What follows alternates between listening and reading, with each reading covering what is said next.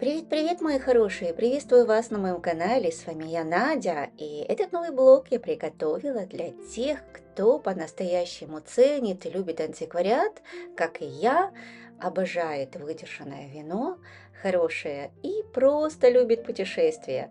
Все это в моем новом блоге. И все это, ребята, для вас. Оставайтесь со мной.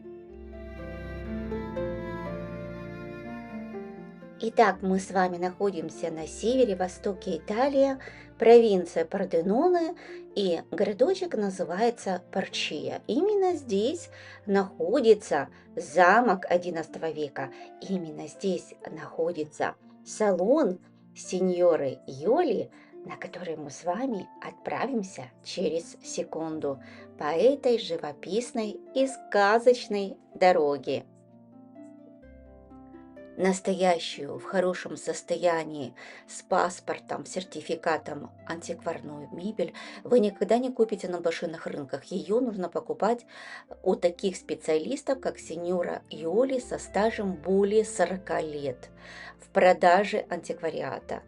И я хочу начать мое видео с этой прелести. Это колыбель французской марки Тоне, которая изготовлена из изогнутого дерева.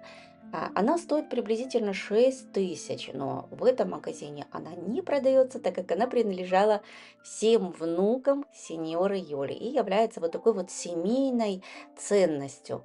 Затем мы переходим, я вам хотела показать вот эту вот удивительной красоты штору. Это Сицилия.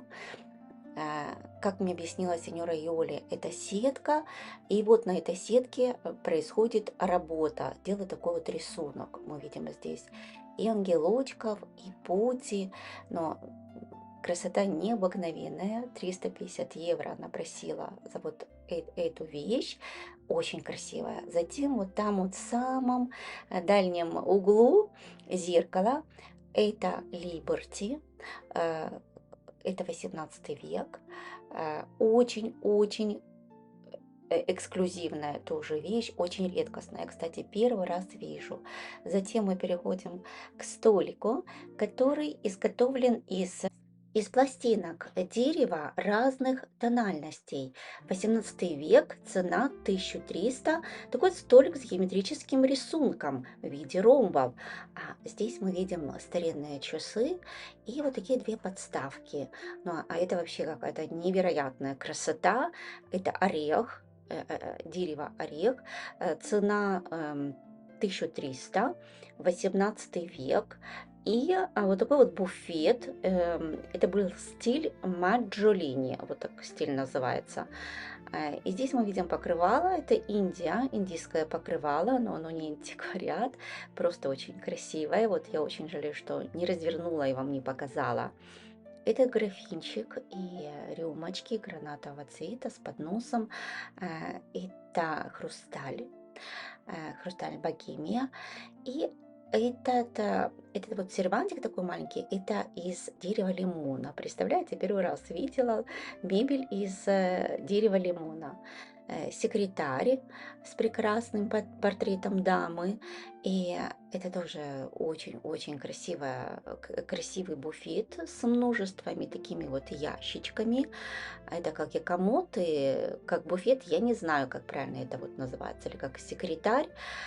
Ну, очень-очень красивые. Была вот в пол, в потолок огромная картина прекраснейшей дамы в таком вот розовом, роза антик называется, такая пудровая у нее была юбка, невероятной красоты. И вообще картины здесь были просто удивительные, ну прям картинная галерея. Все это 18 век, конец 18 века, начало 19. Все картины принадлежат этой эпохе. Картины очень талантливые и очень, конечно, дорогие. Ну, как очень дорогие, ребята. Знаете, как мне сказал один мой знакомый, такие вещи не покупаются, потому что они тебе нравятся. Это все-таки капиталовложение, понимаете? То есть люди покупают картины, редкие картины, и вкладывают туда деньги, а не просто, чтобы ей любоваться. И здесь опять мы видим прекрасный вот такой вот комод, или же опять же буфет и кресло, которое украсит любую парикмахерскую. Просто так это вот такое винтажное антикварное кресло парикмахера. Здесь опять мы видим картины. Картинами можно здесь было любоваться вот просто до бесконечности. А это вообще уникальная вещь, я считаю. Тоже орех. Смотрите, какая инкрустация здесь идет. Здесь идут и греческие боги, и сценки из Библии. Видите, вот здесь вот две, когда произошло убиение младенцев, да, вот здесь было две сценки, видите, вот одна и вторая. Ну, я бы, конечно, не купила, я бы не поставила такую мебель, потому что мне не нравится вот такая вот сценка с убиением младенца, даже если это библейский мотив, мне не нравится. Этот комод и стиль имперо называется на итальянском. Вот, знаете, он был очень модным во времена Муссолини. Потом как-то он очень любил этот стиль. Потом как-то это все притушилась, да, эта любовь. Все-таки итальянцы предпочитают совсем другие стили. Вот что я еще хотела сказать, разговаривая с сеньорой Иоли, она говорила, что, к сожалению, цены на мебель, антикварную хорошую мебель сейчас очень упали. А, Любителей и ценителей такой вот мебели остается все меньше и меньше, и да и мебели на рынке остается меньше. Все-таки, знаете, вот такая мебель, а за ней нужен особый уход, и ее, конечно же, нужно беречь. Я бы не сказала, что вы покупаете, потому что она практична, да, все-таки такие вещи покупаются как как картины, как украшения. Вот, допустим, такие вот тарелочки, да, я вам сейчас покажу, специально сняла в одном итальянском доме, как итальянцы украшают свою кухню, допустим, такими вот тарелочками. Это антикварные тарелочки, они ими не пользуются, они могут даже вот быть потресканные, склеенные. Вот это я снимала в одном доме у итальянцев, итальянская семья. Здесь мы видим на кухне такой вот сервант и всевозможные тарелочки, и английские, итальянские, французские, которые и китайские, кстати, которые принадлежат к разным эпохам, но все это очень смотрится, смотрите, гармонично, видите, и все это смотрится очень-очень красиво и очень украшает кухню. Опять мы видим такой вот буфет. Я не знаю правильно, как это называется, но это очень красиво. Посмотрите, как это все отреставрировано. И мебель в идеальном состоянии. Я думаю, что вот именно вот такой вот мебелью можно и пользоваться спокойно, потому что она настолько, конечно же, бережно нужно относиться к таким вещам. Очень. Видите, какая здесь работа реставрации произошла? Очень серьезная, да? Все-таки это мебель 18 века. Здесь стул мы видим для большой семьи. Прекрасный стол, огромный и очень красивый. Эти вот миленькие вещички чтобы как подножка. И такой вот пуфик, диван-пуфик атласный, розовый. А это я сняла вот так вот близко, чтобы вы посмотрели полюбовались деревом. Дерево вот несет какую-то необыкновенную теплоту, правда? И вы же еще учитываете, что это экологически чистый продукт, да, не только это антиквариат, не только это ценная вещь. Но сейчас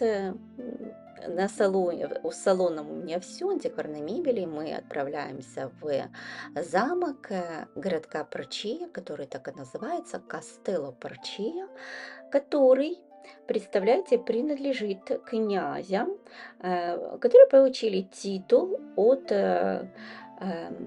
Гансбургов еще, да, и получили титул, ну, итальянцы говорят, что они принципы, да, но на самом-то деле э, принцы здесь не живут, ну, а потомки вот князей, да, здесь живут.